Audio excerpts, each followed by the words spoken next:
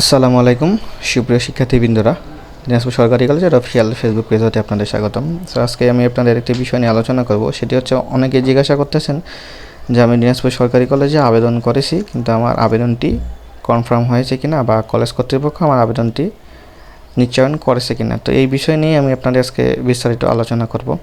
সেই জন্য আপনারা প্রথমে আপনাদের ফোনে ক্রোম ব্রাউজারে আসবেন। ক্রোম ব্রাউজারে আসার পর আপনারা এ নিউ এডমিশন লিখে সার্চ করবেন। এ নিউ এডমিশন লিখে সার্চ করার পর আপনাদের সামনে জাতীয় বিশ্ববিদ্যালয়ের একটি ওয়েবসাইট আসবে। তো আপনারা ওই ওয়েবসাইটে ক্লিক করবেন।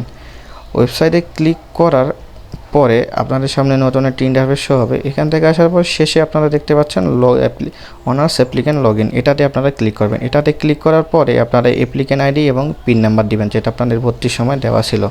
অ্যাপ্লিক্যান্ট আইডি এবং পিন নাম্বার দিয়ে লগ ইন করার পরে আপনারা ভিউ অ্যাপ্লিকেশন অপশনে ক্লিক করবেন। ভিউ অ্যাপ্লিকেশন অপশনে ক্লিক করার পরে আপনাদের সামনে একটি নতুন ইন্টারফেস শো হবে।